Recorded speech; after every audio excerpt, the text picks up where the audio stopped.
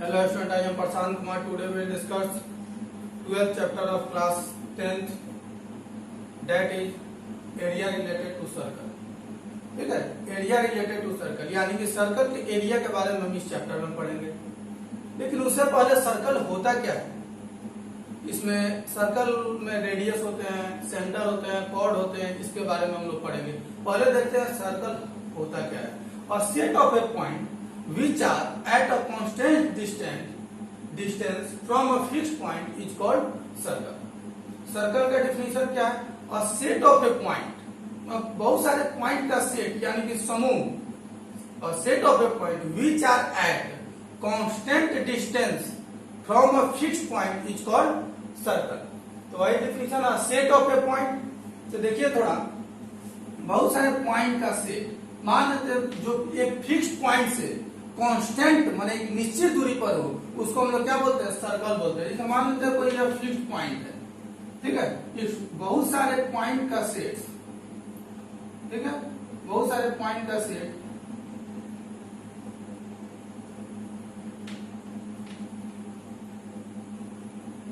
जो इस fixed point से कांस्टेंट डिस्टेंस पे हो।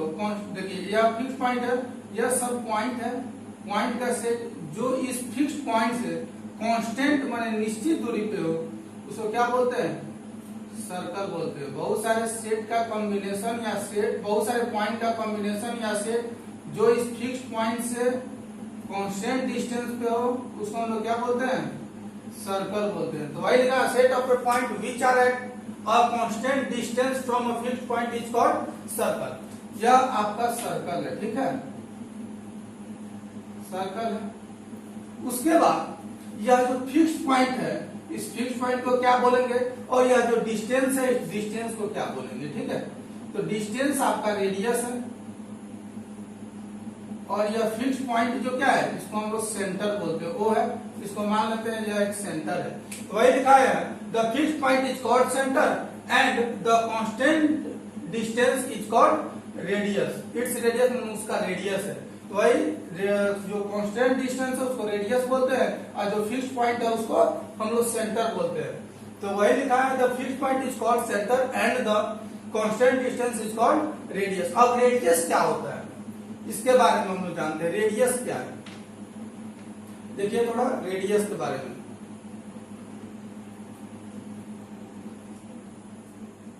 रेडियस क्या होता है? A line segment, a line segment joining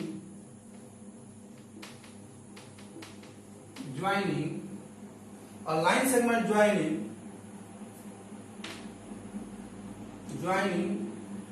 the center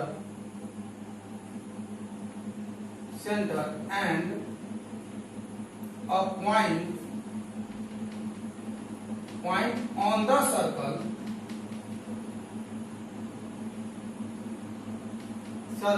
is called radius. ठीक है, रेडियस का डेफिनेशन क्या देखे हम लोग? A line segment joining the centre and a point on the circle is called centre. यानी कि लाइन सेगमेंट, मगर यह एक लाइन सेगमेंट है क्योंकि दोनों का फिक्स्ड पॉइंट है, यह फिक्स्ड पॉइंट है, और यह ऑन द सर्कल, दोनों जब फिक्स्ड पॉइंट लाइन सेगमेंट है, टू एंड पॉइंट, दोनों का एंड पॉइंट है, इसलिए यह लाइन सेगमेंट है। और मान लेते हैं यह लाइन सेगमेंट ओ ए, वो एक लाइन सेगमेंट जो एक सेंटर और सर्किल के किसी पॉइंट को ऑन द सर्कल यानी कि सर्किल के किसी पॉइंट के बीच के डिस्टेंस को हम लोग क्या बोलते हैं? रेडियस बोलते हैं। तो वही line segment joining the centre and point on the circle is called radius. यानी कि वैसा लाइन सेगमेंट जो सर्किल के फिक्स्ड पॉइंट और सर्किल के किसी भी पॉइंट पे, any point on the circle यानी कहीं भी किसी भी एक पॉइंट पे जो किसी पॉइंट पर आपका फिक्स होगा, उसको क्या बोलते हैं? उस लाइन सेगमेंट को हम लोग रेडियस बोलते हैं। या the distance between the centre of the circle and point on the circle is called radius. जो भी बोलना है आप बोल सकते हैं, ठीक है। उसके बाद हम लोग कॉर्ड देखेंगे, कॉर्ड क्या होता है।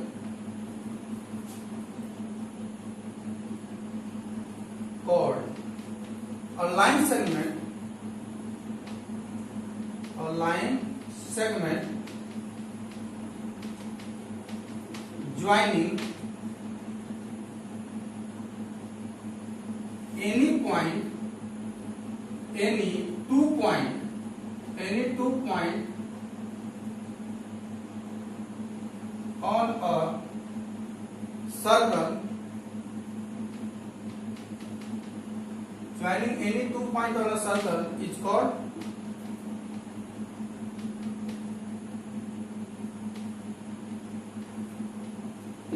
chord. अब देखिए थोड़ा chord क्या है। मान लेते हैं यह सर्कल, तो रेडियस को हम देख लिए हैं, जो सर्किल के सेंटर और सर्किल के ऊपर किसी पॉइंट के बीच के डिस्टेंस को हम लोग रेडियस बोलते हैं। The distance between the point distance between the centre point on the circle is called radius. अब देखिए यह आपका रेडियस था, बल्कि कॉर्ड अगर पूछे तो सर्किल के किसी भी दो पॉइंट को ज्वाइन करने वाले लाइन सेगमेंट को हम लोग क्या बोलते हैं, कॉर्ड बोलते हैं, जो सेंटर से होकर भी पास कर सकता है। ठीक है, यह आपका कॉर्ड है, यह सभी क्या है, कॉर्ड है। इसको हम लोग क्या बोलते हैं, कॉर्ड है। ठीक है, अब देखिए थोड़ा सेंटर समझ गया, रेडियस समझ गया, कॉर्ड समझ गया। अब इसमें इसके बाद हम लोग डायमीटर देखते हैं। डायमीटर क्या होता है, पहले आप इसको नोट कीजिए। अब देखिए थोड़ा डायमीटर क्या है।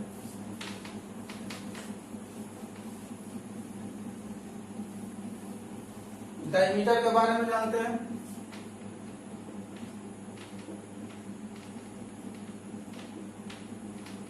Diameter, a cord of a circle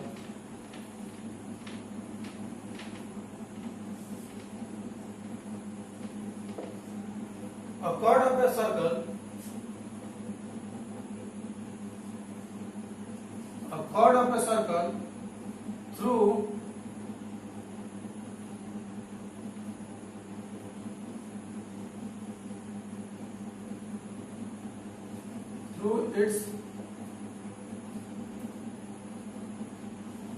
center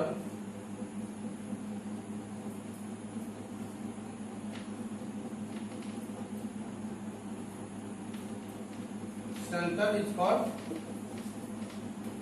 chord। ठीक है, a chord of a circle, एक वर्ड छूट गया है, chord of a circle passing through। इसको फिर से देख लीजिए, passing through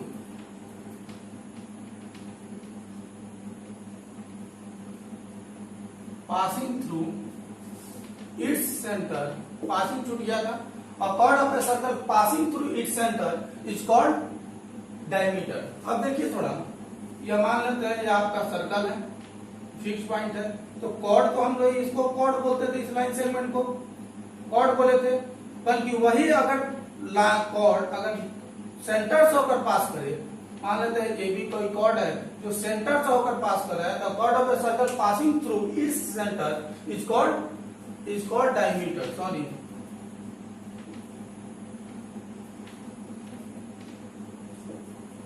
डायमीटर। ठीक है, a chord of a circle passing through its center is called diameter। यानी कि वही कॉर्ड जो सेंटर से होकर पास करता है उसको हम लोग क्या बोलते हैं, डायमीटर बोलते हैं। इसको आप लोग नोट कीजिए, एक नोट देख लीजिए, नोट कर लिए होंगे इसको, रेडियस, कॉर्ड और डायमीटर हो गया, इसको आप लोग नोट कीजिए।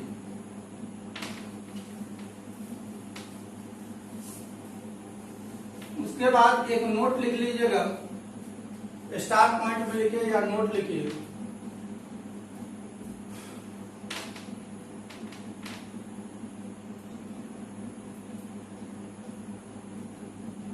The longest chord of a circle, the longest chord of a circle is diameter। The longest chord of a circle is diameter. यानी कि सर्कल का, एक सर्कल में जो सबसे बड़ा कॉर्ड होगा उसको हम लोग डायमीटर बोलेंगे। मान लेते हैं ये सभी कॉर्ड है, यह कॉर्ड है, यह कॉर्ड है, यह भी कॉर्ड है, यह भी कॉर्ड है। इसमें सबसे बड़ा कॉर्ड है ना जो सेंटर से होकर पास करे, जो कॉर्ड आपका सेंटर से होकर पास करता है वह सबसे बड़ा कॉर्ड होता है, इसलिए the longest chord of a circle is diameter. एक और स्टार पॉइंट देखिएगा, the diameter of a circle, the diameter of a circle is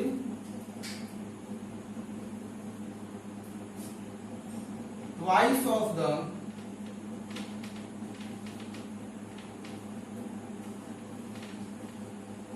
radius.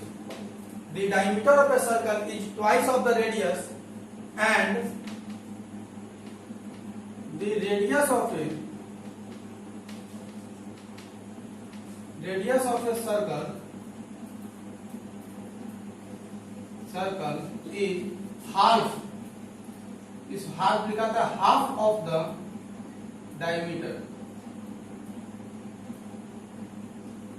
यानी कि फर्स्ट तो समझ गए जो सबसे बड़ा कॉर्ड होगा वो आपका डायमीटर होगा। सेकेंड में क्या है, the diameter of a circle is twice of the radius and the radius of a circle is half of the diameter, इसलिए d इज इक्वल टू क्या होता है 2r, यानी कि diameter is equal to 2 into radius.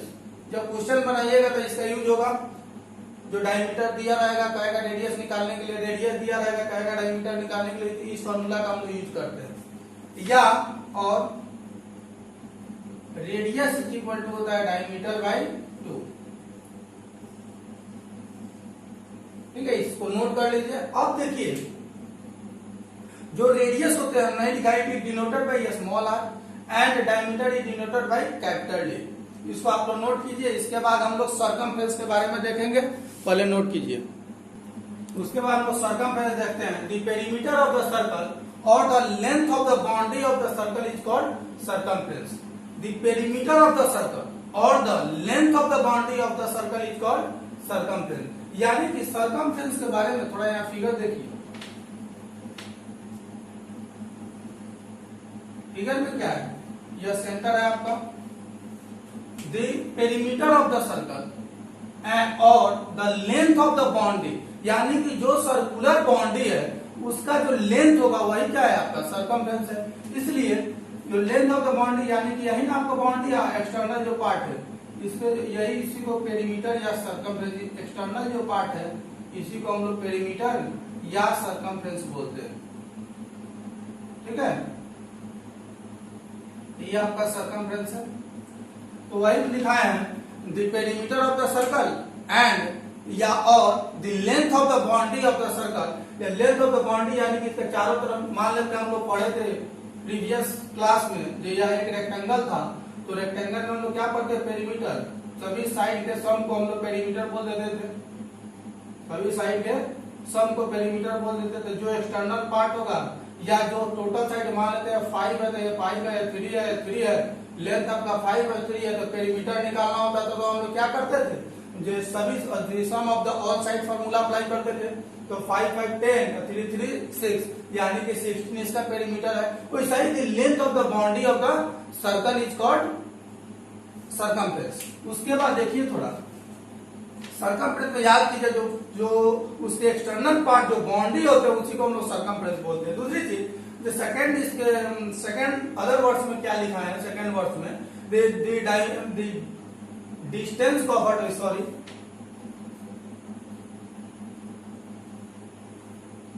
The distance covered by travelling once around of a circle is called perimeter या circumference. Other words में क्या है, the distance covered by travelling once around of a circle is called perimeter और circle. यानी कि मान लेते हैं कोई पर्सन या कोई पर्सन यहाँ खड़े है, वह एक बार घूमकर और उसी जगह पर फिर दोबारा आ गया तो हम लोग क्या बोलते हैं, जो वही उसका सर्कमफ्रेंस है। मान लेते हैं यहाँ हम खड़े हैं, यहाँ से ट्रेवलिंग किया सर्कुलर पाथ में और फिर मूव करके फिर हम इसी जगह पर आ जाए जो मेरा इनिशियल पोजीशन था, इनिशियल पोजीशन से गए और फिर घूमकर हम लोग इनिशियल पोजीशन पर ही आ गए, तो पूरे लेंथ को क्या बोलते हैं, तो जो आपका सर्कमफ्रेंस बोलते हैं। या आपको टोटल डिस्टेंस जो कवर किया उसको क्या बोलते हैं, हम लोग सर्कमफ्रेंस बोलते हैं। वही डिफिनेशन है, the distance covered by travelling once around माने एक ही बार, once around of the circle is called perimeter और सर्कमफ्रेंस। यानी कि कोई पर्सन या कोई थिंग्स यहाँ से हम लोग या एक धागा में आप एक स्टोन बांध दीजिए और उसको एक बार ऐसे घुमा देंगे तो एक बार घूम कर फिर उसी जगह पर जो आया तो वह टोटल क्या उसका सरकमफ्रेंस, जितना वह डिस्टेंस कवर किया वही उसका सरकमफ्रेंस है। तो सरकमफ्रेंस के बारे में आप लोग समझ गए। अब एक और लिखा है the ratio of the circle, the ratio of the circumference of the circle and the ratio of the circumference है circumference of the circle to its diameter bear a constant, constant ratio लिख दीजिए, constant ratio लिख दीजिए, constant ratio। तो वही लिखा है the ratio of the circumference of the circle to its diameter, यानी कि circumference of circle और उसके डायमीटर का जो रेशियो होता है वह कांस्टेंट रेशियो होता है, ठीक है, कांस्टेंट होता है, इसलिए कांस्टेंट है, इसलिए पाई इज इक्वल टू हम लोग क्या लिखते हैं circumference of circle, circumference of circle और डायमीटर का रेशियो। तो the ratio of the circumference of the circle to its diameter bear a constant ratio, इसलिए circumference of circle by diameter of circle,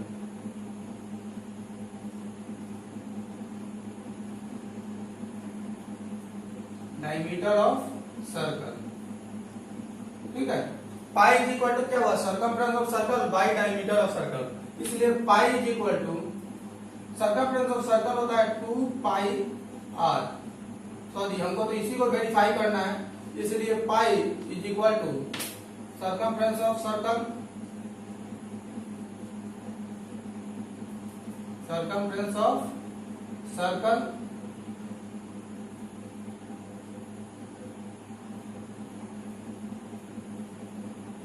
circle by diameter को हम लोग D द्वारा denote करते हैं, इसलिए pi D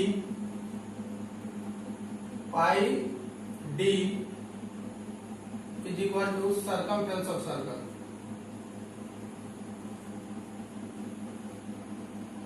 circumference of circle, ठीक है। तो पाई और डी को हम लोग D is equal to 2r होता है जो पीछे बताए हैं, तो डी के जगह पे हम लोग 2r लिख सकते हैं, इसलिए इसका फॉर्मूला होता है 2r, अगर लिख दें तो 2 पाई आर, इसका फॉर्मूला हुआ सर्कमफ्रेंस ऑफ सर्कल,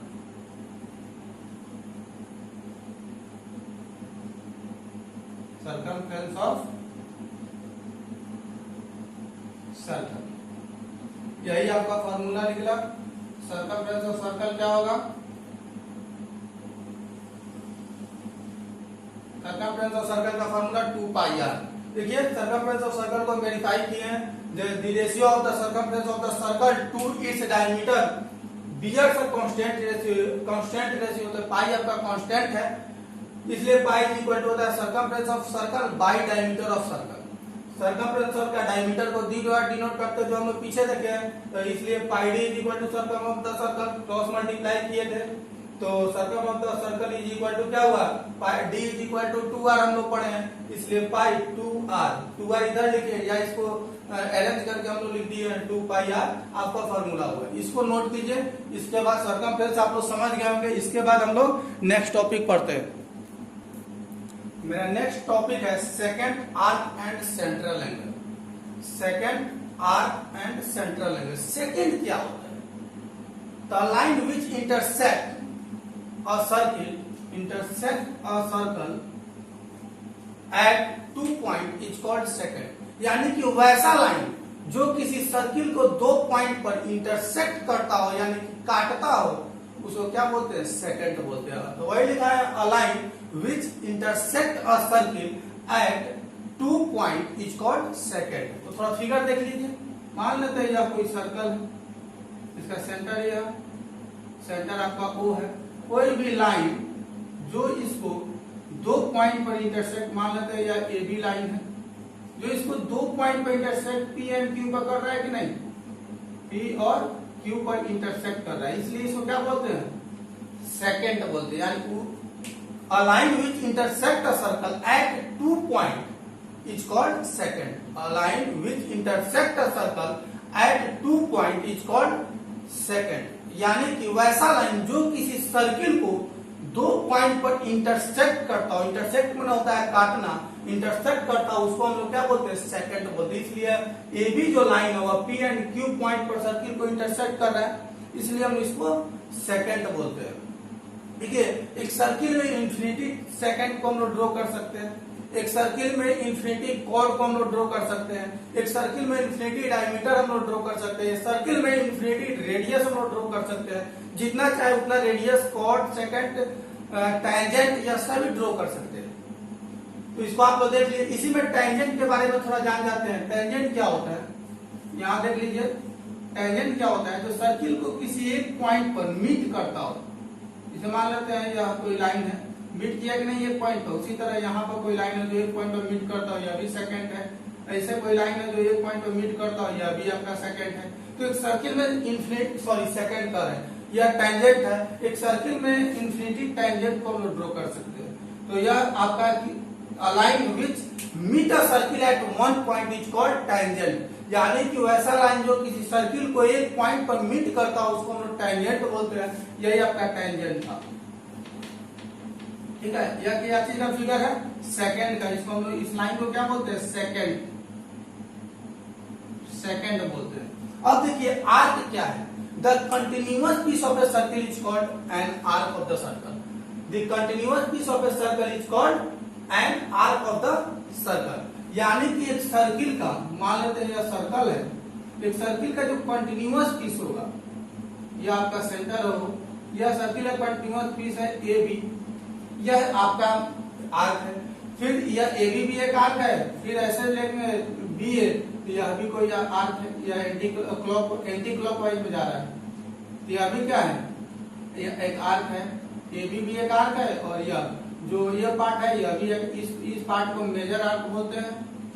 जो बड़ा वाला पार्ट है, मेजर माना होता है बड़ा, तो उस पार्ट को हम लोग मेजर आर्क, और यह जो पार्ट है इसको हम लोग माइनर आर्क बोलते हैं। माइनर आर्क, मेजर आर्क और माइनर आर्क भी समझ गए। पहले तो आर्क क्या होता है, the continuous piece of the circle is called an arc of the circle, यानी कि एक सर्कल का जो कंटिन्यूअस पीस होते हैं उसको हम लोग क्या बोलते हैं, आर्क बोलते हैं। तो यह ए भी क्या है, आपका कंटिन्यूअस पीस है, इसलिए इसको माइनर आर्क। देखिए आर्क को हम लोग ऐसे डिनोट करते हैं, यह it is denoted by, it is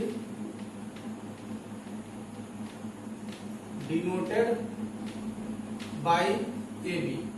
ऐसे हम लोग डिनोट कर मान लेते हैं, ए है और यह बी है, तो ए बी पर ऊपर ऐसे देते हैं, it is denoted by A B. Arc भी समझ गया, माइनर आर्क और मेजर आर्क क्या होता है यह भी समझ गया। मेजर माने होता है बड़ा, जो बड़ा सा पीस होगा सर्किल का उसको हम लोग मेजर आर्क बोलेंगे, जो छोटा पीस होगा उसको हम लोग माइनर आर्क बोलते हैं। अब देखिए central angle, an angle subtended bye an arc eight the centre of a circle is called central angle. An angle subtended bye an arc eight the centre, यानी कि आर्क के द्वारा, आर्क के through जो सेंटर पर angle form होता है, subtend होता है, उसको हम लोग क्या बोलते हैं, सेंट्रल एंगल बोलते हैं। जैसे यह सर्कल, यह आपका आर्क है ए बी आपका आर्क है, इसके थ्रू जो सर्किल के सेंटर पर एंगल फॉर्म होते हैं, मान लेते हैं एंगल थीटा है, एंगल फॉर्म होते हैं, सॉरी थीटा है, उसको हम लोग क्या बोलते हैं, सेंट्रल एंगल। इसी को हम लोग थीटा को सेंट्रल एंगल बोलते हैं, सेंट्रल एंगल। ठीक है, यही आपका सेंट्रल एंगल है। तो वही इसका डिफिनेशन क्या है, an angle subtended bye an arc eight the centre of the circle is called central angle. ठीक है, तो सेंट्रल एंगल भी समझ गया, सर्किल के आर्क के थ्रू जो सेंटर पर एंगल फॉर्म होता है उसी को हम लोग क्या बोलते हैं, सेंट्रल एंगल बोलते हैं। इसको नोट कीजिए। इसके बाद हम लोग देखते हैं नेक्स्ट टॉपिक। नेक्स्ट टॉपिक है मेरा सेक्टर। तो सेक्टर का डिफिनेशन देखते हैं। The region enclosed by an arc of the circle and its two bounding radii is called sector of the circle, यानी कि वैसा रीजन जो एक आर्क और दो तो बाउंडिंग रेडियाई के बीच में हो उसको हम लोग क्या बोलते हैं, सेक्टर बोलते हैं। ठीक है, या वैसा एरिया, देखिए थोड़ा फिगर देखिए, मान लेते हैं सर्कल है, यह आपका सेंटर है, यह आपका आर्क है ए बी।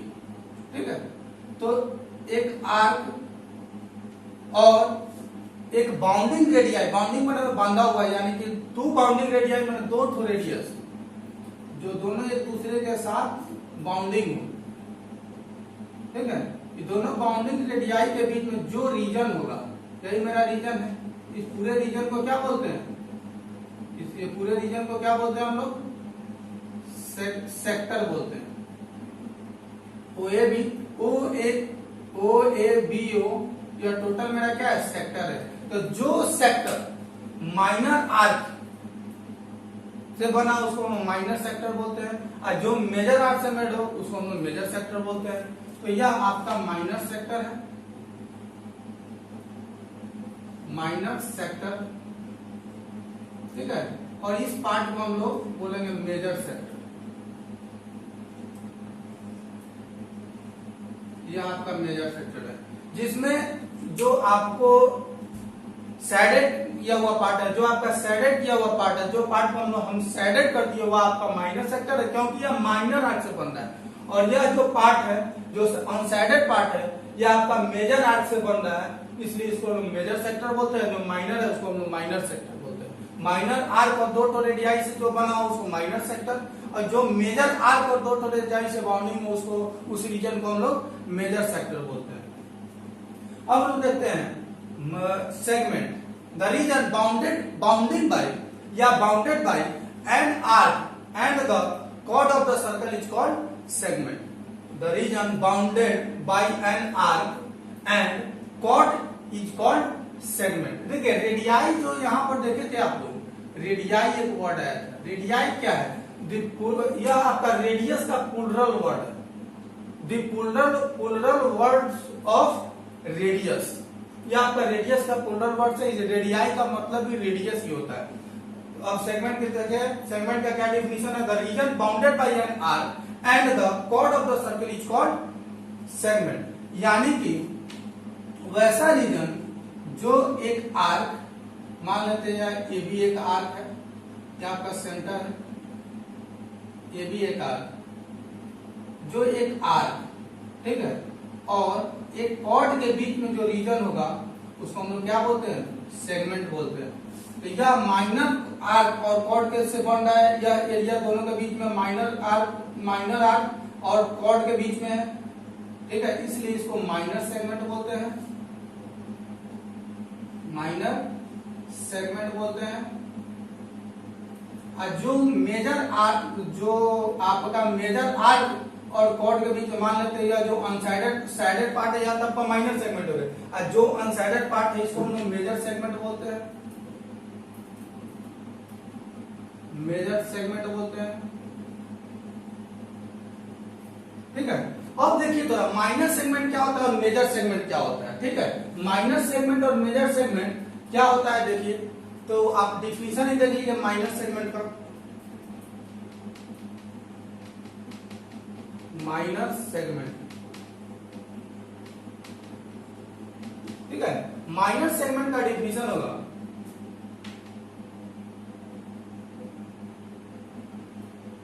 An area. देखिए माइनर सेगमेंट का डिफिनेशन आप इजी वे में भी लिख सकते हैं, ठीक है, या 10 एरिया लिखिए, या रीजन लिखिए, या 10 सेगमेंट लिखिए। सेगमेंट वही ना जो एरिया होगा, तो लिखिए 10 सेगमेंट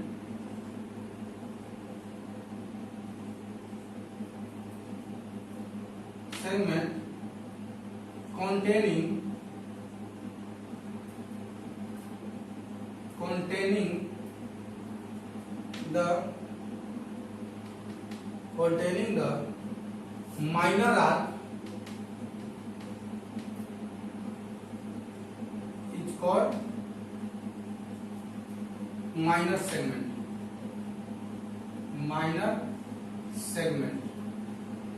अभी आपको बताए हैं कि माइनर सेगमेंट क्या होता है, यहाँ बताए थे, जो माइनर आर्क को कंटेन करेगा वो माइनर सेगमेंट, जो मेजर आर्क को कंटेन करेगा वो मेजर सेगमेंट। तो वही लिखा है the segment containing the minor arc is called minor segment, और दूसरा लिखिए major segment, major segment. Major segment क्या होता है? 10 सेगमेंट लिख लीजिएगा, sorry 10 segment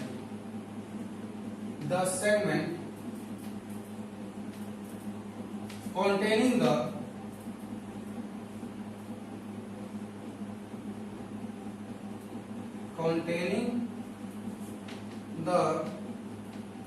major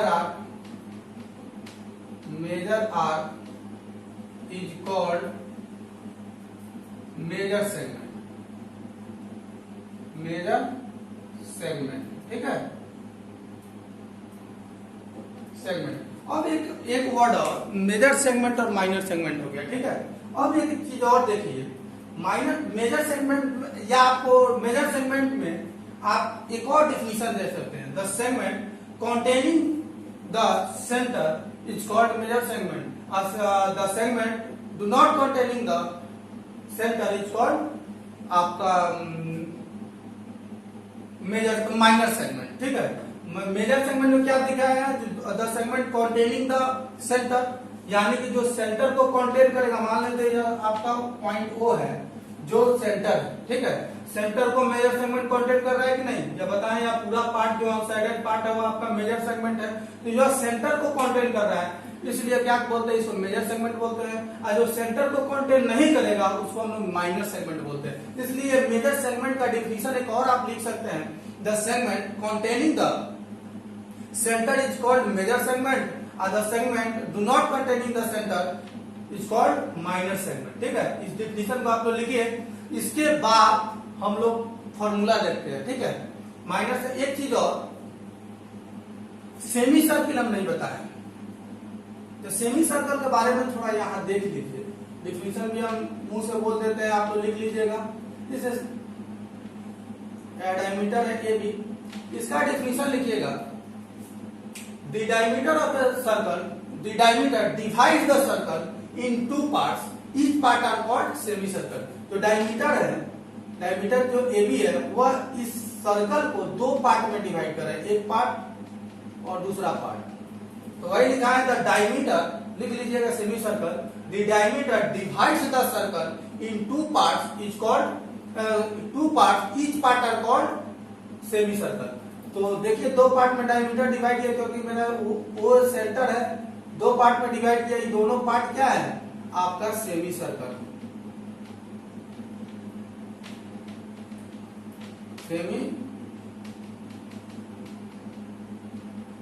semi circle है। तो सेमी सर्कल का डेफिनेशन आप लिख लीजिएगा, the diameter divide the circle in two parts, each part are called semi circle, या दोनों पार्ट एक दूसरे का क्या है? सेमी सर्कल है। इसको आप नोट कीजिए।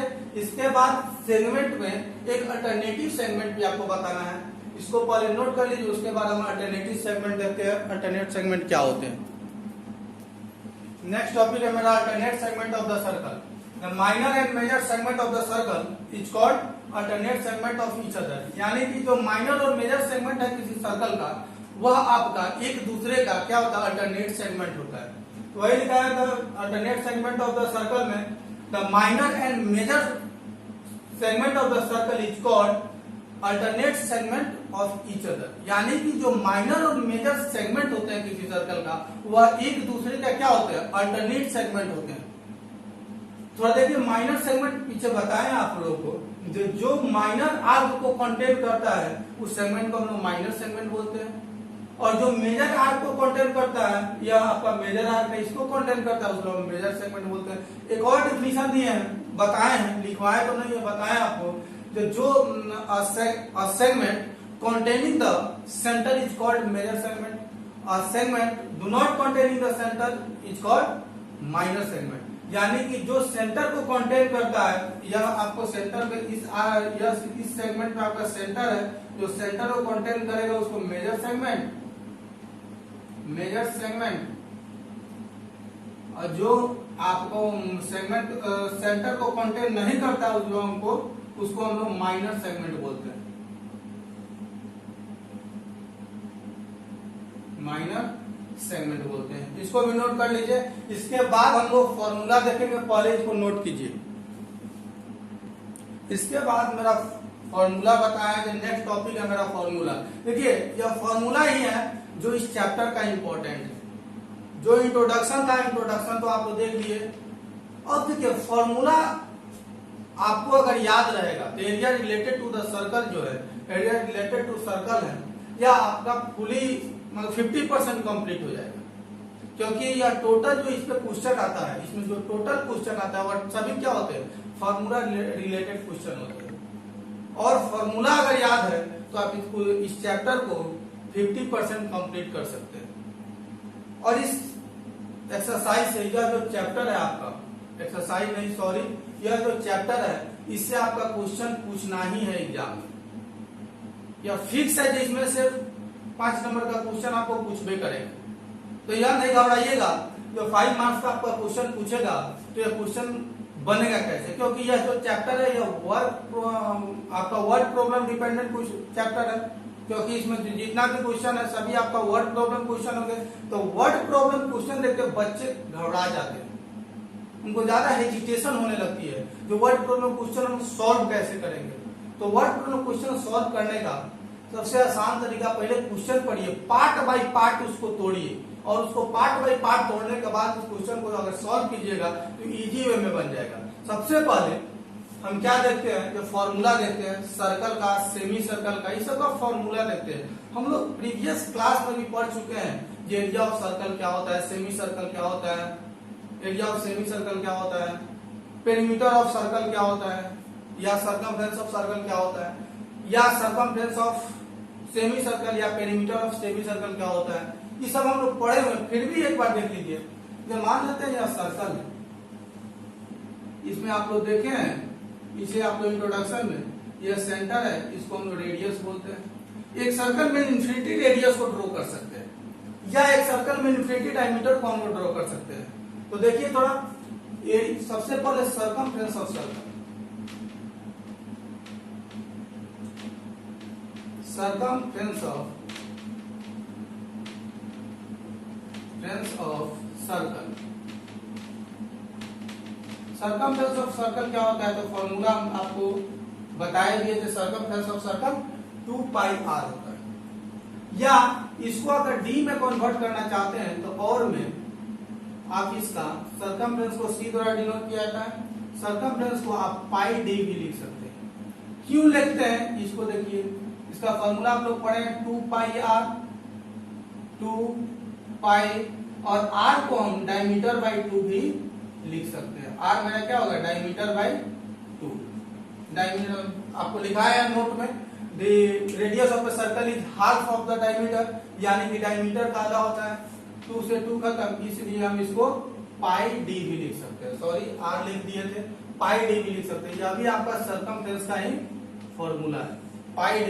अगर मान लेते हैं डायमीटर दिया हो और कहे कि आप सर्कमफ्रेंस निकालिए, तो आप फॉर्मूला को बैठाइएगा, डायमीटर से आप लोग रेडियस निकालिएगा, रेडियस निकालने के बाद आप इस फॉर्मूला को बैठा कर सर्कमफ्रेंस का 2 पाई r निकालिए। बल्कि अगर डायरेक्ट आपको अगर फॉर्मूला मालूम है, diameter is circumference is equal to pi d, तो आप डायरेक्ट पाई d पर बैठा के बना सकते हैं, गलत नहीं होगा। फिर करके आपको बता दिए, ये 2 पाई r होता है, रेडियस को हम डायमीटर बाई 2 लिखते हैं, 2 से 2 कट गया, पाई d बचा कि नहीं बचा, यहाँ पाई d, इसलिए यह पाई d फॉर्मूला हो गया। दूसरी चीज, दूसरा formula area of circle,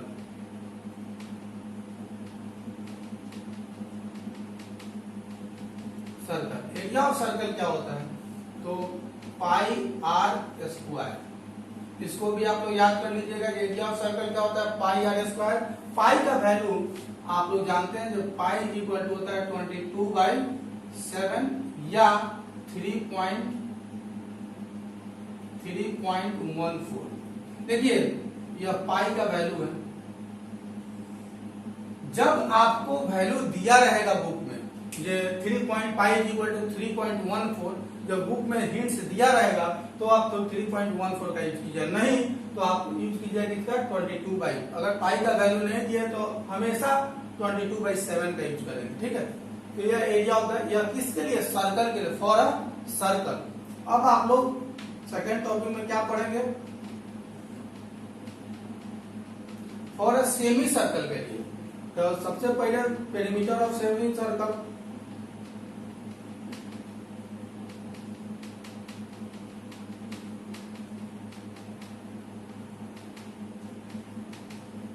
perimeter of semi circle. देखिए सेमी सर्कल क्या होता है, यही ना आपका सेमी सर्कल, ये आपका सेमी सर्कल है जिसमें सेंटर ओ है, ठीक है। ये आपका डायमीटर है ए बी। तो अभी हम पीछे बताए थे diameter divides the circle in two parts, each part are called semi circle. एक पार्ट हम ऊपर वाला मान लेते हैं, डायमीटर कितने, तो ऊपर वाला पार्ट से बना है। इसका अगर सर्कमफ्रेंस निकालने के लिए बोले तो बच्चे क्या करते हैं, जो सर्कमफ्रेंस होता है सर्कल का उसका आधा कर देते हैं। तो देखिए सर्कमफ्रेंस का आधा कीजिए तो 2 पाई आर सर्कमफ्रेंस होता है, और इसका आधा कीजिए तो कट जाएगा, बच जाएगा कितना, पाई आर। और इस पे क्वेश्चन बना देते हैं तो क्वेश्चन गलत हो जाएगा, क्योंकि सर्कमफ्रेंस आप निकाल रहे हैं। तो सर्कमफ्रेंस क्या होता है, the length of the boundary of the circle, यानी कि टोटल बाउंड्री। तो यह आप फॉर्मूला अप्लाई अगर करते हैं, सर्किल का सर्कमफ्रेंस निकाल कर और हाफ कर देते हैं, तो आप समझिएगा वह क्वेश्चन आपका गलत हो जाएगा। इस पर यह फॉर्मूला मेरा रॉन्ग है। तो length of the boundary, boundary में आपका यह टोटल पार्ट भी आता है, और यह आपका डायमीटर भी इसमें फिक्स हो जाता है, डायमीटर भी मिक्स हो जाता है, यानी कि डायमीटर और यह जो एक्सटर्नल पार्ट है। तो पाई उसका तो हम लोग देखें सेमी सर्कल का है तो पाई आर, सेमी सर्कल निकालना है तो इसका आधा कर दिए तो पाई आर, और प्लस इसका डायमीटर, डायमीटर को हम डी लिखे या इसको हम लिख सकते हैं पाई आर प्लस 2 आर। यह आपका सेमी सर्कल का हो गया, आपका फॉर्मूला है। पाई आर प्लस डी लिखिए या पाई आर प्लस 2 आर लिखिए, यह दोनों फॉर्मूला है। तो जनरली हम यूज करते हैं पाई आर प्लस 2 आर का। देखिए 2 आर क्यों लिखा, डायमीटर इज इक्वल टू होता है 2 इंटू रेडियस, इसलिए 2 आर डायमीटर यहाँ पे 2 आर, और सेमी सर्कल का आधा कर दिए, सर्कल का आधा कर दिए तो वह सेमी सर्कल हो गया। तो सर्कल का आधा करेंगे तो 2 से 2 कट जाएगा तो पाई आर बचे, तो pi R plus 2 R. Semi circle का सर्कमफ्रेंस या पेरीमीटर क्या होता है, पाई आर प्लस 2 आर या पाई आर प्लस डी। उसके बाद area, area of semi circle,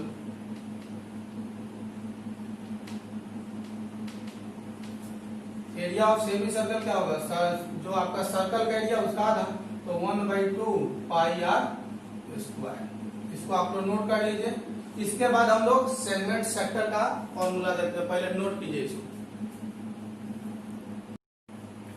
अब हम नेक्स्ट टॉपिक देखते हैं जो इस चैप्टर का सबसे इंपॉर्टेंट टॉपिक है। इस चैप्टर का सबसे इंपॉर्टेंट टॉपिक आपका है यही फॉर्मूला, जो सेगमेंट और सेक्टर से रिलेटेड फॉर्मूला है। आर्क, सेगमेंट और सेक्टर से रिलेटेड फॉर्मूला है। यह अगर आपका कंप्लीट है तो आप इजी वे में टोटल क्वेश्चन आप सॉल्व कर सकते हैं, और इसको अपने माइंड में याद करके रखना होगा, ठीक है।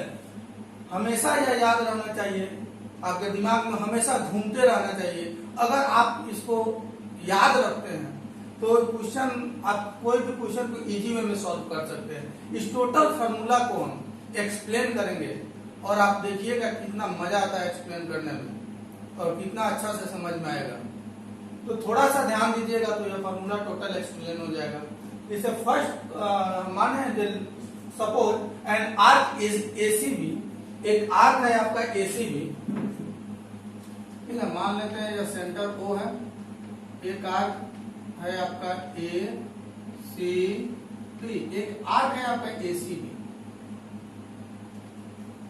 ठीक है, एक आर्क है एसीबी। तो वही लिखे हैं suppose an arc ACB makes an angle theta. मान लेते हैं यह आर्क सेंटर पर थीटा एंगल फॉर्म करता है, ठीक है, एंगल थीटा फॉर्म करता है। तो makes an angle theta at the centre of the circle, centre O, centre का नाम ओ दिए, centre O of the circle of radius r unit. अगर रेडियस इसका कितना है, आर यूनिट है, कोई दिक्कत। वही तरह suppose an arc ACB makes an angle theta at the centre O of a circle of radius r unit, यानी कि एसीबी जो आर्क है वो सर्किल के सेंटर पर थीटा एंगल फॉर्म करता है और उसका रेडियस आर यूनिट है, ठीक है। तो फर्स्ट आपका है length of the minor arc, first formula है लेंथ ऑफ द, यह टोटल क्या है फॉर्मूला है, फॉर्मूला है, और इजी वे में आप समझ लीजिएगा। देखिए फर्स्ट फॉर्मूला है length of the minor arc, इसका फॉर्मूला होता है theta by 360 degree 2 pi are. Length of the minor arc का फॉर्मूला है theta by 360 degree 2 pi are.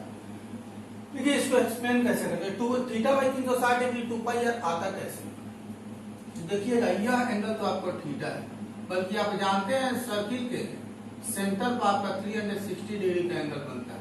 तो यह टोटल अगर कोई पर्सन यहाँ से घूमकर टोटल अगर पूरा राउंडिंग कर गया तो एक सर्किल के सेंटर पर 360 डिग्री का एंगल बनता है। तो पूरा राउंडिंग किया तो 360 डिग्री का एंगल बनाया।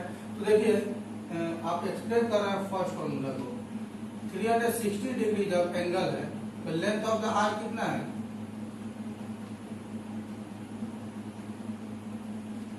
लेंथ ऑफ आर्क, सॉरी थोड़ा छोटा हो जाएगा, इसको थोड़ा और इधर से लिखते हैं। फर्स्ट नंबर एंगल 360 डिग्री जब एंगल है, ठीक है, तो देखिए पूरा एक बार रोटेट किया यानी कि वह उसका सरकमफ्रेंस हुआ, एक बार रोटेशन उसका सरकमफ्रेंस होगा, क्योंकि यहाँ से पूरा जाके एक बार रोटेट कर गया तो यह पूरा एक सरकमफ्रेंस हुआ कि नहीं हुआ। तो यहाँ पर 360 डिग्री एंगल का वैल्यू जब 360 डिग्री हो तो लेंथ ऑफ आर्क कितना होगा,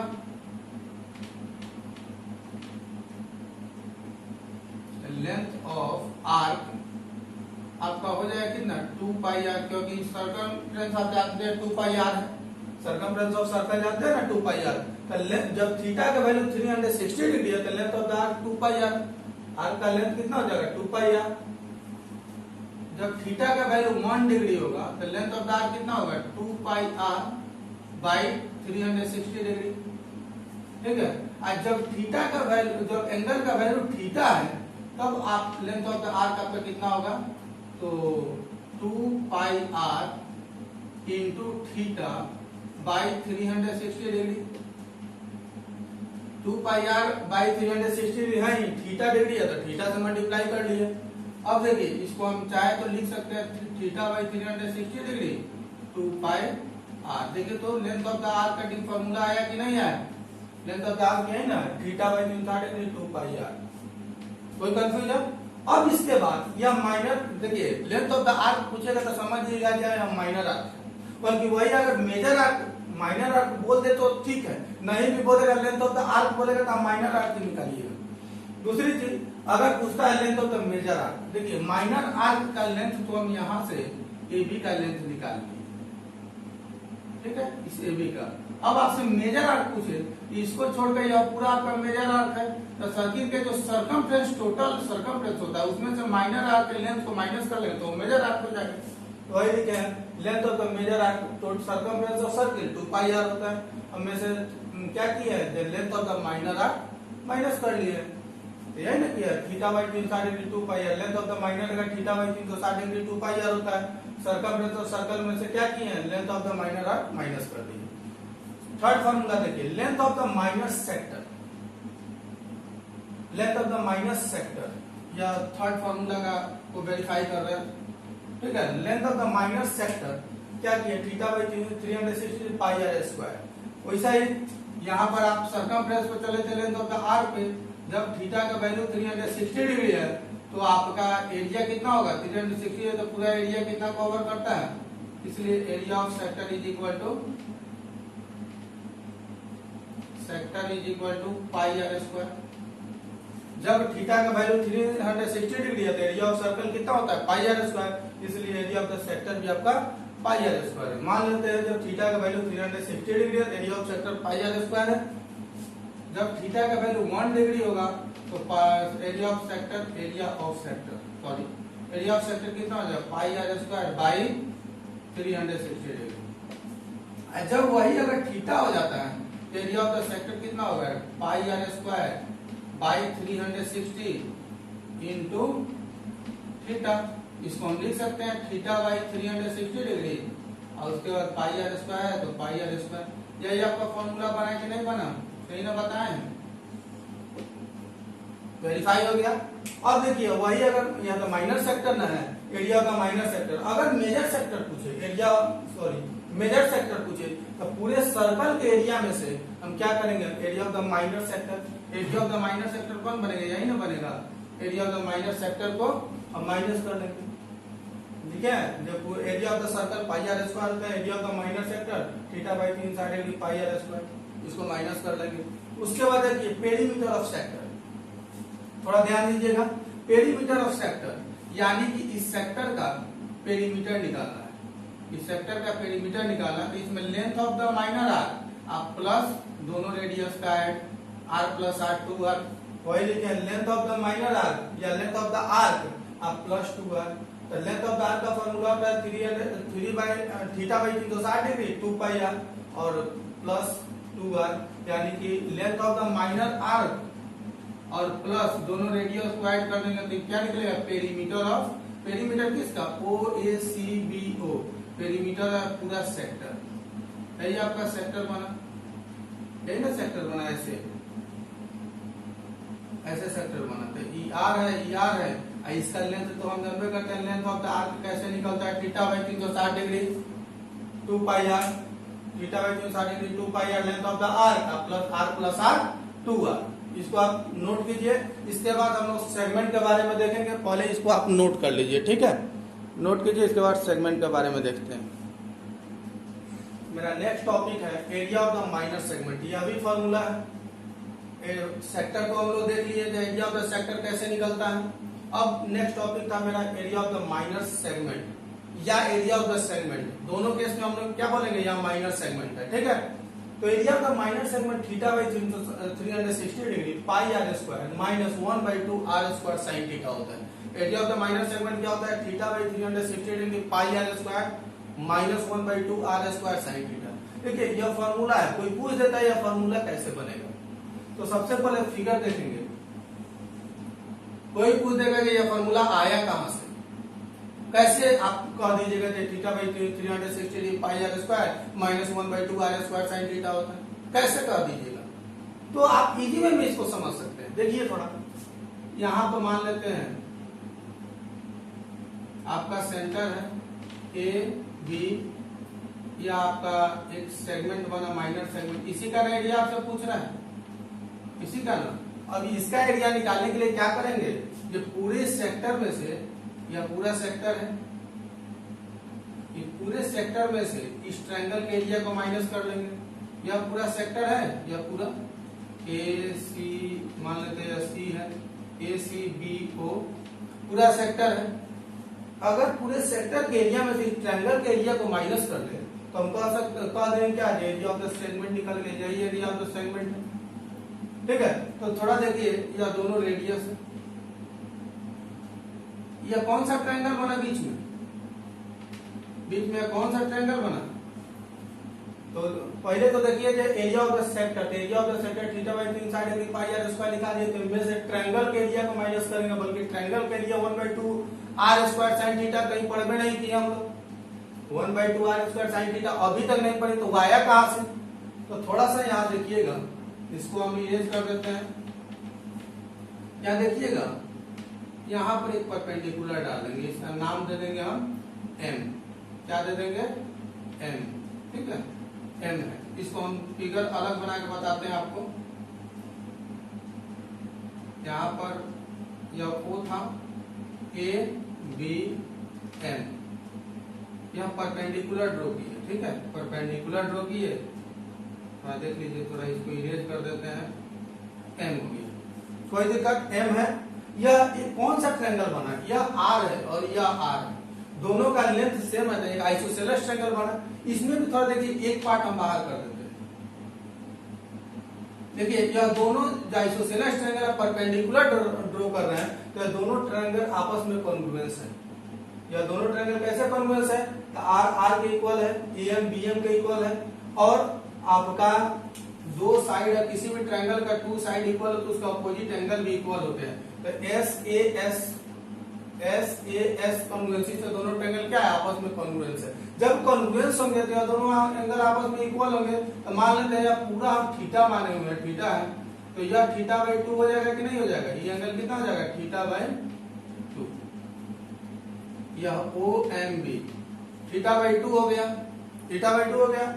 इसका वैल्यू हम जानते हैं, r दिया हुआ है, इसको हम एक पार्ट को बाहर कर लिया, r दिया हुआ है, ना OM पता है ना BM पता है, दोनों में तो कोई नहीं मालूम है हमको, OM और BM कुछ नहीं मालूम है। ये इस टॉपिक को आप लोग पढ़िएगा हाइट एंड डिस्टेंस में, जो कोई दोनों साइड में से कोई साइड अगर नहीं दिया तो कैसे निकालते हैं। बल्कि देख लीजिए वह टॉपिक हम अगर पढ़े होंगे तो ठीक, अभी तो आप लोग नहीं पढ़े, अभी ट्रिगोमेट्री इसी पढ़े हैं। तो OM और BM दोनों हमको फाइंड कर, अगर AB दिया रहता तब तो निकल बेस इंटू हाइट निकाल देते, बेस का आधा कर देते तो BM निकल जाता। R हमको मालूम था तो हम क्या करते, हाइपोटेनस मालूम है पर बेस मालूम है तो आपका परपेंडिकुलर निकल जाता, बल्कि इसमें बेस भी नहीं मालूम है, परपेंडिकुलर भी नहीं मालूम है, दोनों में से तो BM निकालेंगे। तो इसके लिए देखिए इसको वेरीफाई कर रहे हैं, फर्स्ट फार्मूला फर्स्ट को वेरीफाई कर रहे हैं, ठीक है। तो इन ट्रायंगल OMB में, ठीक है, सबसे पहले आप जान रहे हैं हाइपोटेनस मालूम है और इस एंगल के लिए परपेंडिकुलर होगा BM। तो परपेंडिकुलर और हाइपोटेनस का रिलेशन साइन से होता है, तो साइन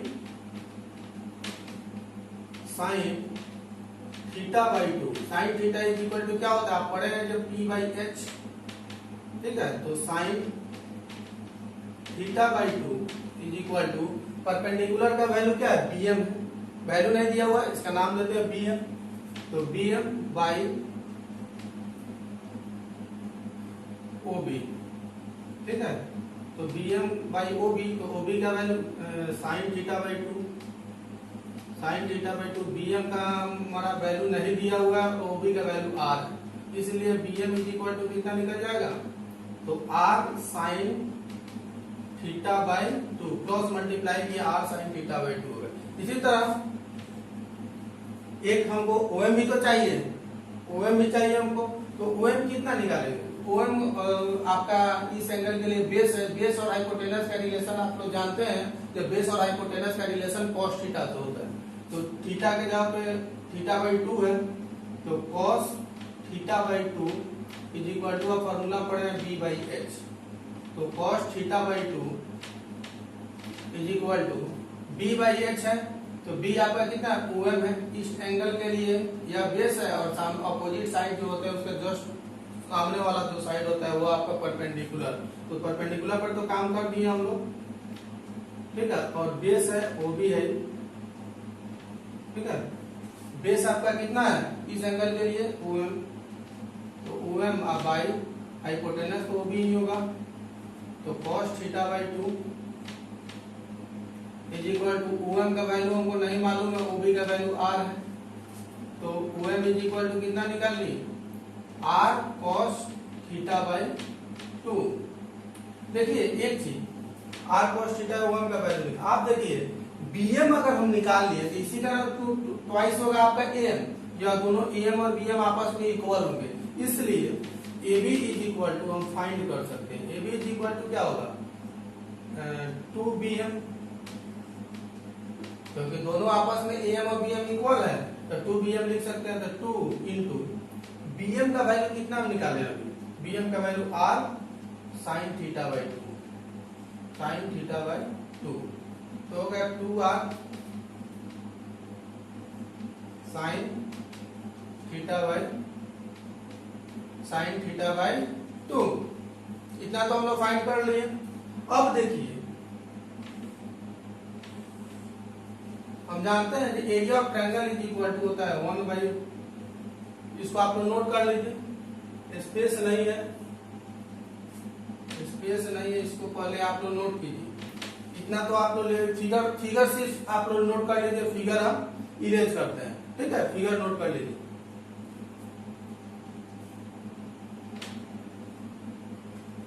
फिगर नोट कर लीजिए। अब देखिए थोड़ा हम फिगर तो इरेज कर दिए हैं, थोड़ा ऐसा देखिए फिगर है यहाँ पे, इसी टाइप से ना फिगर था आपका OAB ऐसे था, यह पॉइंट आपका C है, यहाँ पर एक परपेंडिकुलर ड्रॉ किए थे, इसका नाम दिए थे L, यही फिगर था। देखिए इस ट्रायंगल का एरिया निकालना है, यह कौन सा ट्रायंगल, आइसोसेलेस ट्रायंगल है, इसका एरिया निकालना था 1/2 इंटू, फिर हम लिखेंगे एरिया ऑफ ट्रायंगल AOB, हम फॉर्मूला जानते हैं 1/2, area of triangle AOB is equal to 1/2 into base into height, तो 1/2 इंटू बेस कितना है AB, बेस AB है, तो AB इंटू हाइट आपका क्या है, OM है, तो AB इंटू OM, तो 1/2 इंटू AB का वैल्यू हम लोग फाइंड कर चुके हैं 2r sin θ/2,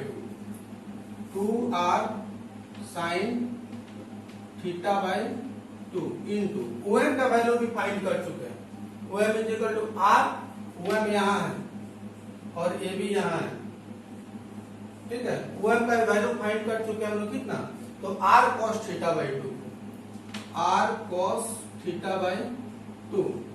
देखिए इसको एक्सप्लेन करेंगे तो 1/2 into R into R square हो जाएगा, तो बचा क्या 2 sin θ/2 into cos θ/2 into 2 sin θ/2 into cos θ/2, ठीक है। अब देख रहे हैं जो 2 sin θ/2 इंटू cos θ/2 है। देखिए हम एक फॉर्मूला पढ़े होंगे, बहुत पहले पढ़े हैं, जो sin 2θ इज इक्वल टू होता है, थोड़ा ध्यान से देखिएगा, sin 2θ is equal to 2 sin θ into cos θ, यह फॉर्मूला पढ़े।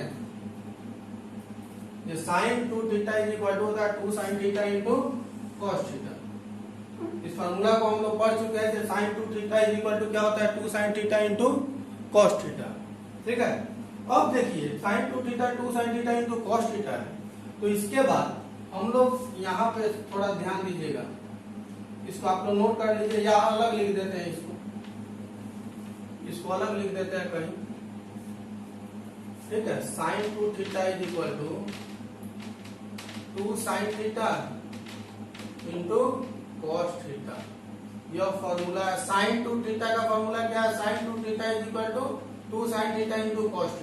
अब देखिए sin 2θ, थीटा के जगह पे 2θ है या sin 2θ है, थोड़ा कॉमन सेंस लगाइएगा, तो 1/2 into R square into 2 sin θ into cos θ, theta के जगह पर θ/2 है, तो 2 sin θ इंटू cos θ का फॉर्म है, तो इसके जगह पर लिख सकते हैं sin 2θ, थीटा के जगह पर θ/2 है, 2 से 2 खत्म, क्या है 1/2 R स्क्वायर sin 2 से 2 खत्म है, तो sin θ। यही आपका एरिया ऑफ आइसोसेलेस ट्रायंगल है। एरिया ऑफ आइसोसेलेस ट्रायंगल निकाल कर हम दिखा दिए फिगर में, या आइसोसेलेस ट्रायंगल का एरिया तो निकाल के दिखा दिया। इसमें आपको बेस भी नहीं मालूम था और हाइट भी नहीं मालूम था, दोनों में से कोई नहीं मालूम था, इसलिए इस फॉर्मूला का हम ट्रिग्नोमेट्री का यूज किए, निकाल के दिखा दिए। इसको आप 1/2 R स्क्वायर sin θ ट्रायंगल का एरिया निकल गया OAB का।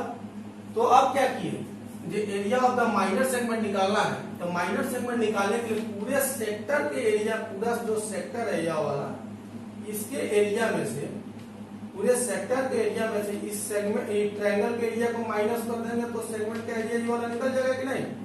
मान लेते ऐसा फिगर है,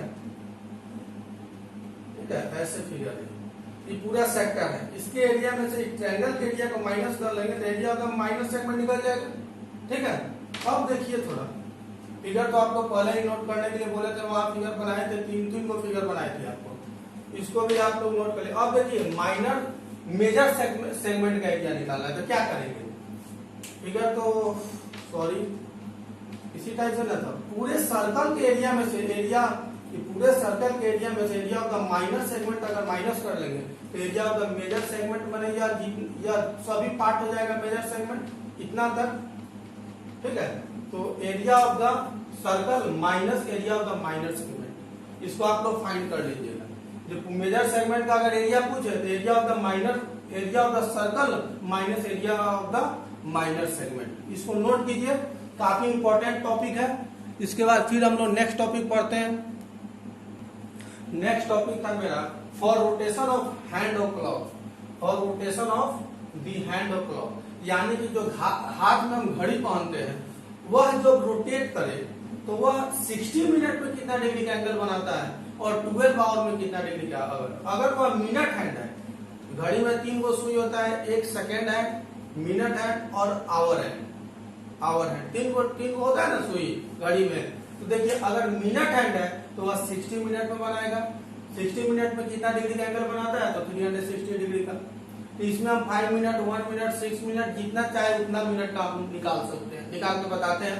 फिर अगर आवर हैंड है तो वह कितना 12 आवर में कितना डिग्री का बनाएगा, तो 360। देखिए आप जानते हैं जो मिनट जो हैंड है,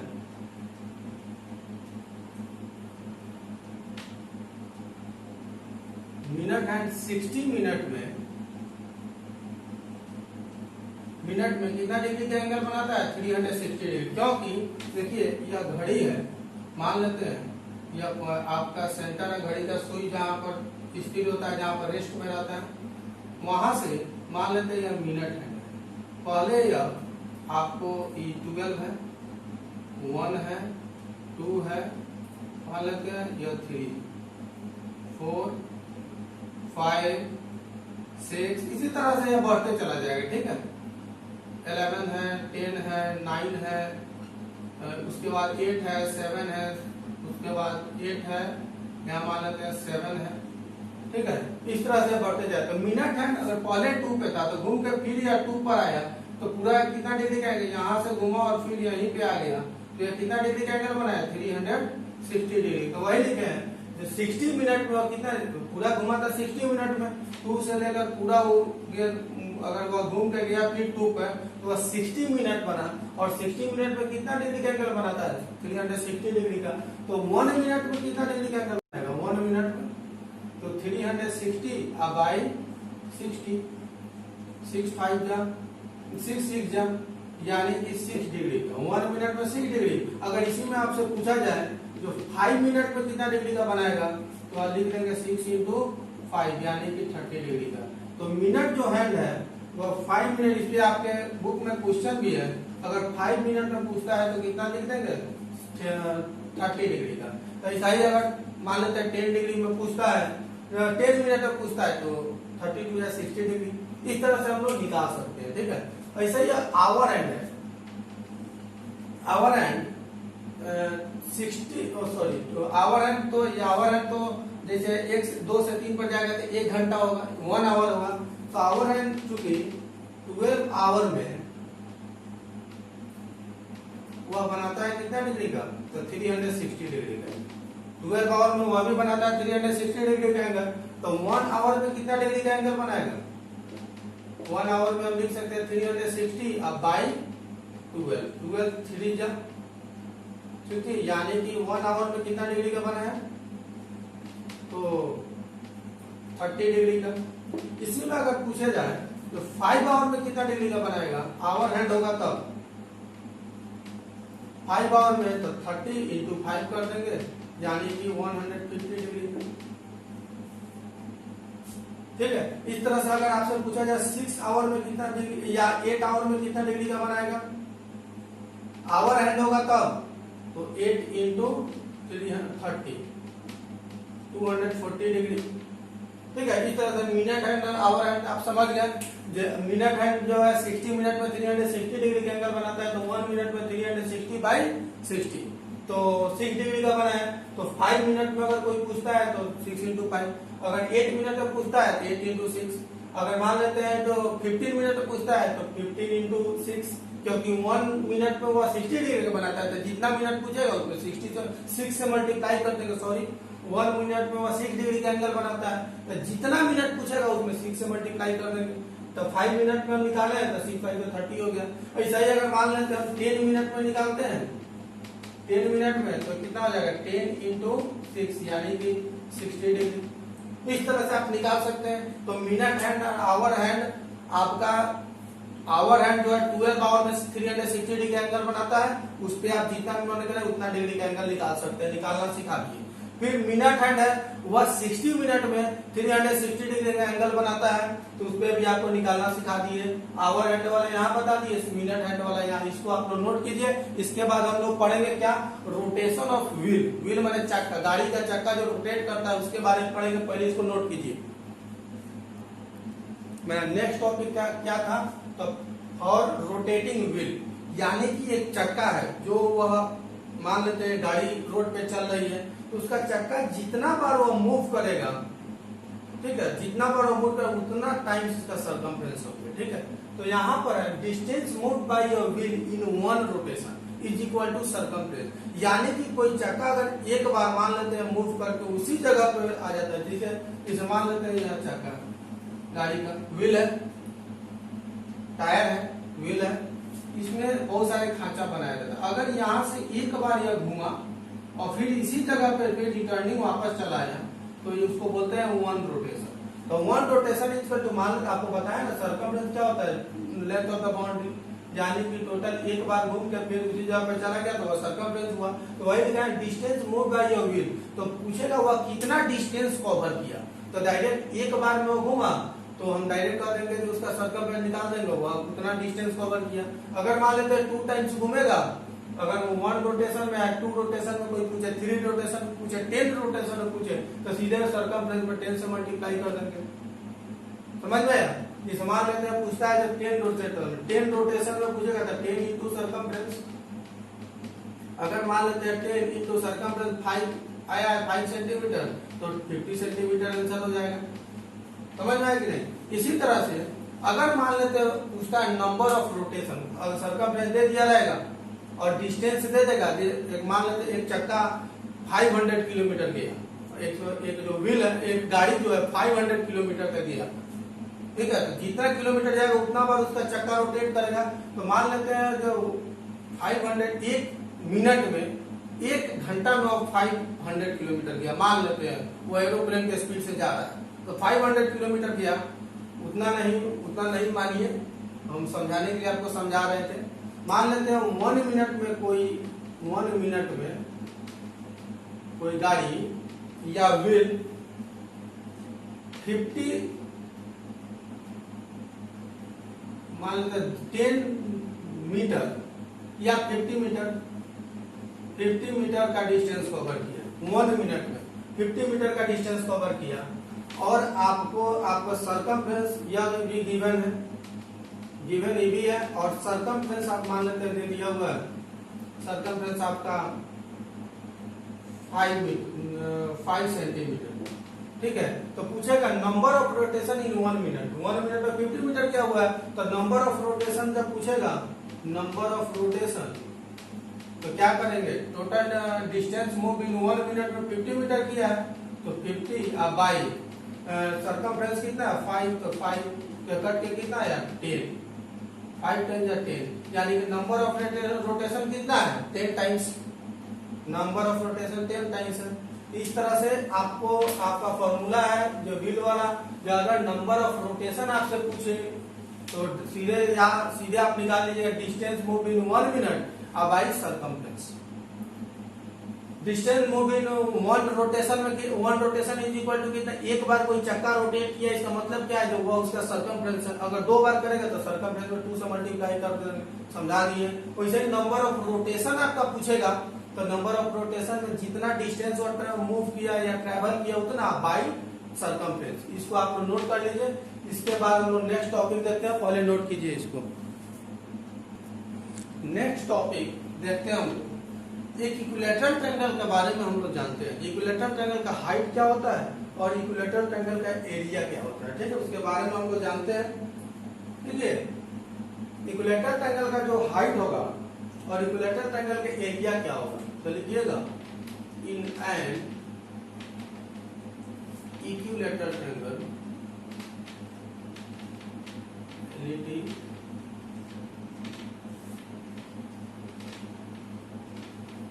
ट्रायंगल whose साइड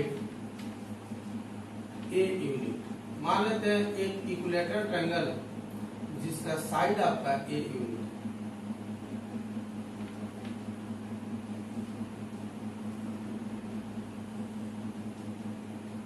ये इक्विलैटरल ट्रायंगल है ए बी सी, इसका साइड कितना है ए यूनिट है, साइड ए यूनिट है तो यह भी साइड ए होगा, यह भी साइड ए होगा और यह भी साइड है। इसलिए हम लोग फॉर्मूला जानते हैं 1 नंबर में, जो हाइट ऑफ इक्विलैटरल है तो डायरेक्ट ट्रायंगल लिख देते हैं, height of triangle equal to क्या होगा √3/2a height of a triangle is equal to होता है √3/2a, ठीक है। और area of triangle is equal to equilateral triangle is equal to area of equilateral triangle is equal to हो जाएगा √3/4a²। इन दोनों को आप याद कर लीजिए। हाइट ऑफ इक्विलैटरल ट्रायंगल क्या होता है √3/2a और एरिया ऑफ इक्विलैटरल ट्रायंगल होता है √3/4a²। हम इसमें पढ़ेंगे इन सर्कल और सर्कम सर्कल के बारे में, ठीक है। इन सर्कल और सर्कम जो सर्कल है उसमें हमेशा प्रॉब्लम हो जाता है, उसमें रेडियस निकालने में प्रॉब्लम हो जाता है। इन सर्कल का रेडियस कैसे निकालते हैं और सर्कम सर्कल का रेडियस कैसे निकालते हैं। तो देखिए थोड़ा एरिया क्या तो आपका हो गया third formula, radius of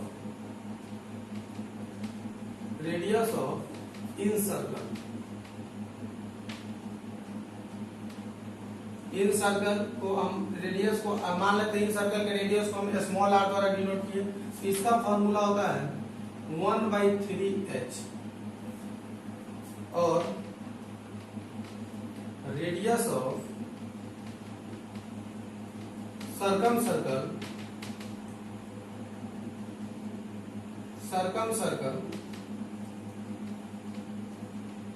2/3h। अब हम इस फार्मूला को यहाँ एक्सप्लेन भी करेंगे। पहले इस फार्मूला को देखिए, area of circum circle radius of circum circle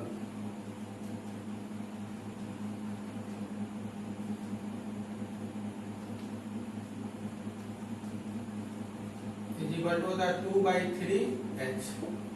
formula सही था, थोड़ा टेढ़ा लिखा गया था। देखिए ये तो आप लोग देख लिए। यहाँ एक फिगर बनाते हैं, एक इक्विलैटरल ट्रायंगल है। यह क्या है, कौन सा ट्रायंगल है, इक्विलैटरल ट्रायंगल ABC, ठीक है। इसमें जो बाहर से सर्कल आएगा उसको हम लोग सर्कम सर्कल बोलेंगे,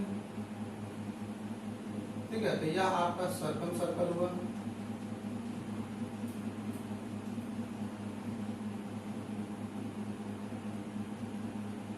ठीक है, यह आपका सर्कम सर्कल हुआ।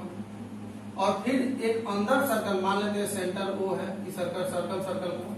यहां पर जो सर्कल बना यह मान लेते हैं सेंटर O है, यह भी एक सर्कल है।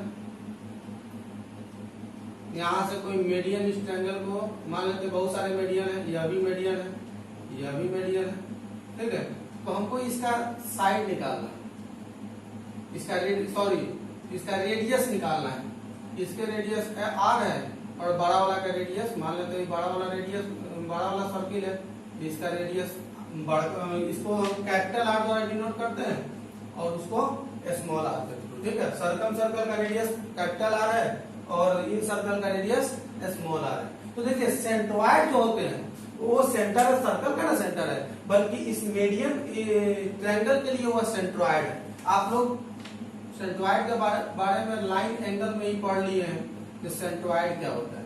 सर्किल का सेंट्रॉइड क्या बताए थे, जो ट्रायंगल का जो मीडियन जिस पॉइंट पर, ट्रायंगल का तीनों मीडियन जिस पॉइंट पर किसी ट्रायंगल को इंटरसेक्ट करते हैं मीडियन, उस पॉइंट को हम लोग सेंट्रॉइड बोलते हैं। और सेंट्रॉइड क्या होता है, लाइन एंड एंगल में पढ़ाए थे। तो सेंट्रॉइड होता है सेंट्रॉइड होता है मीडियन को 2:1 के रेशियो में डिवाइड करता है, ठीक है। 2:1 के रेशियो में डिवाइड करता है। अब बताइए यह 1 है, आई टोटल मिला देंगे तो टोटल मान लेते हैं AD का जो लेंथ होगा, वह 2 + 1 3 हो जाएगा, 2 + 1 3। और AD अगर हमको इसका मान लेते हैं सिर्फ OD निकालना है, तो OD इज इक्वल टू हम लिख सकते हैं कि 1 टोटल इंटू हाइट, लिख सकते हैं 1/3 इंटू h। तो इसलिए फॉर्मूला इसका हो गया। देखिए यहाँ पर टोटल पॉइंट का नाम m है, मान लेते हैं यह पॉइंट m है, तो टोटल तो 2:1 के रेशियो में इसको डिवाइड करता है, 2:1, तो 2 + 1 3, तो बाई में 3 टोटल। और जिसका निकालना है उतना बाई टोटल इंटू हाइट, उतना बाई टोटल इंटू इसका हाइट, इक्विलैटरल ट्रायंगल का हाइट मान लेते हैं m है। तो यहाँ पर कोई पॉइंट था ना, यहाँ पे तो 1/3 इंटू हाइट। इसको सॉल्व करेंगे तो हो जाएगा 1/3 इंटू हाइट कितना निकाले थे यहाँ √3/2a, √3/2a। इसको सॉल्व करेंगे तो देखिए 3 को हम √3 इंटू √3 भी लिख सकते हैं इंटू √3/2a। √3 से √3 खत्म तो क्या आया क्या, तो a बाई 2 इंटू √3 2√3। यही आपका फॉर्मूला निकला इन सेंटर का a/2√3,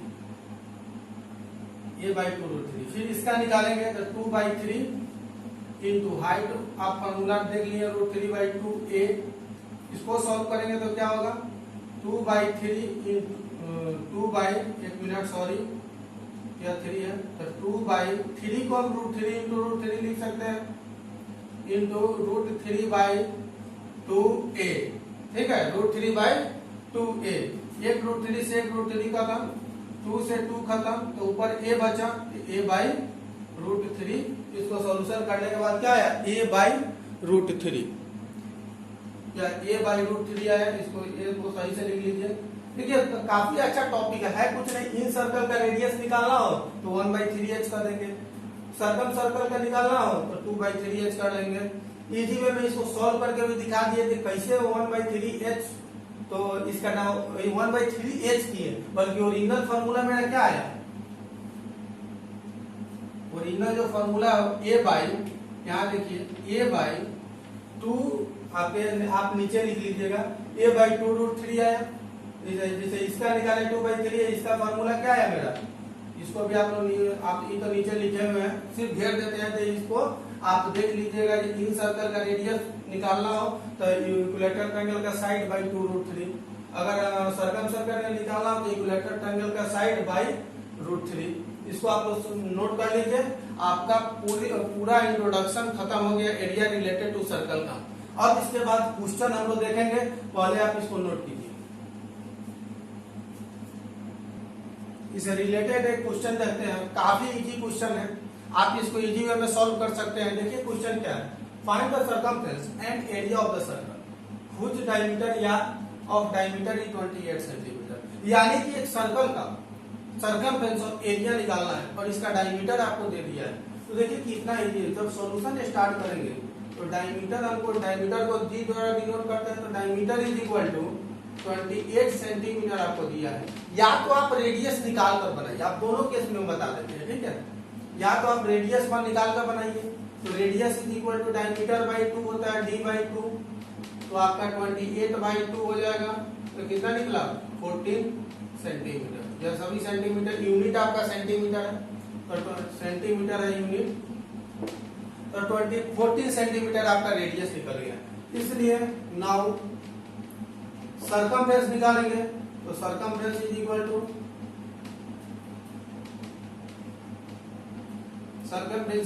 इक्वल टू फॉर्मूला पढ़े 2πr, ठीक है 2πr। तो 2 इंटू पाई का वैल्यू बोले हैं जो पढ़ाए तो वहीं पे, जो पाई का वैल्यू जब तक नहीं देगा तब तक हम 22/7 रखेंगे। तो 22/7 इंटू रेडियस आपका 14 सेंटीमीटर है, ठीक है। 7 2 जा 14, 2 2 जा 4, मल्टीप्लाई करेंगे तो 4 2 जा 8, 4 2 जा 8 सेंटीमीटर आ गया, 88 सेंटीमीटर। यह आपका सर्कमफ्रेंस निकालना। सिमिलरली उसी तरह से अगर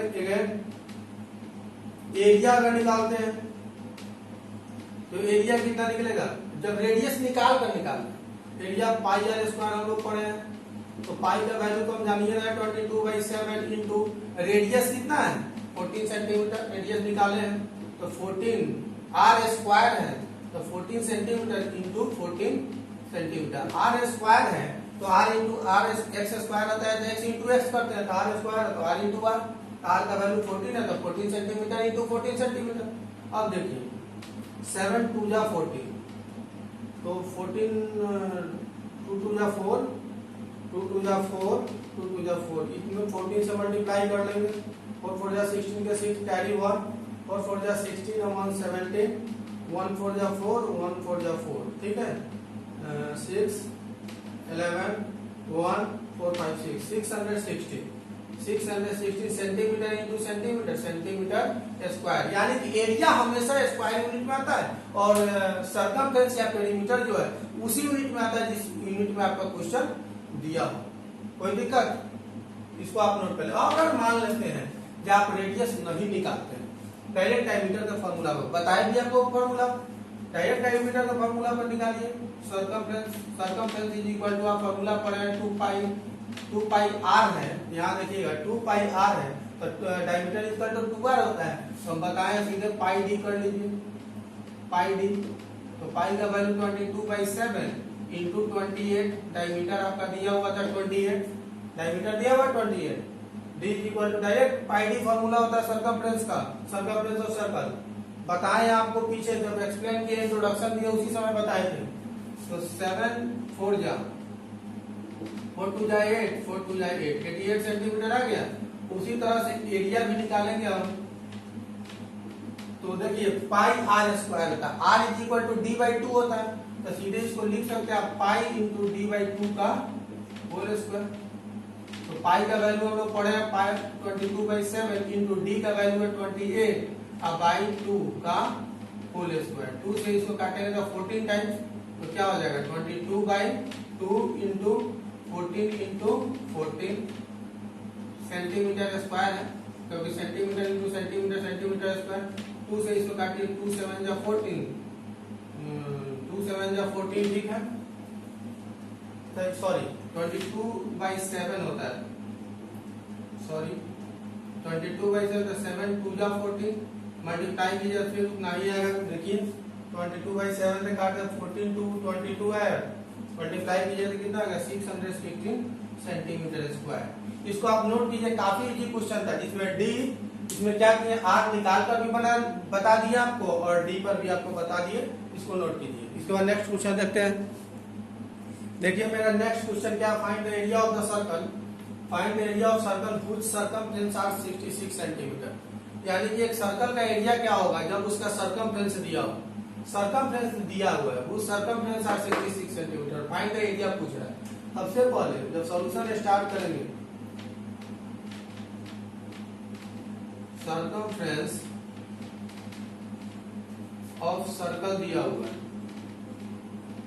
सर्कल दिया हुआ है 66 सेंटीमीटर, सर्कमफ्रेंस दिया हुआ है, इसे हम लोग रेडियस निकालेंगे। जब रेडियस मालूम चल जाएगा, देखिए सर्कमफ्रेंस का फॉर्मूला होता है 2 पाई है, इसका वैल्यू 66 सेंटीमीटर दिया हुआ, ठीक है। और एरिया आपको निकालना है, तो एरिया इज इक्वल टू होता है आपका पाई आर स्क्वायर, ठीक है। सर्कमफ्रेंस का वैल्यू दिया हुआ और पाई आर स्क्वायर, आर तो हमको मालूम ही नहीं है, मालूम नहीं है, फिर भी हम इससे सर्कमफ्रेंस से आर निकाल लेंगे, तो सीधे 2 pi R is equal to 66 centimetre. तो 2 इंटू आर, पाई का value 22/7 into R is equal to 66 centimetre. तो आर इज इक्वल टू अगर निकालते हैं तो 66 इंटू 7 बाई 2 इंटू 22, इसको डिवाइड कीजिए, 22 3 जा 66, 3 2 जा 6, 3 2 जा 6, तो आर इज इक्वल टू कितना है 7 3 जा 21 अब बाई 2। रेडियस निकाल गया मेरा, आर 21/2 सर्कमफ्रेंस से रेडियस निकालिए। जब रेडियस निकल गया तो एरिया निकाल लेंगे, इसलिए now area is equal to, area is equal to आप लोग फॉर्मूला पढ़े हैं पाई आर स्क्वायर, तो पाई का वैल्यू 22/7 है इंटू क्या हो जाएगा आर स्क्वायर, आर का वैल्यू 21/2 निकाले हैं, तो 21/2 into 21/2 centimetre into centimetre, centimetre square, 7 3 जा 21, फिर 2 से 11 टाइम्स में कटेगा, ठीक है।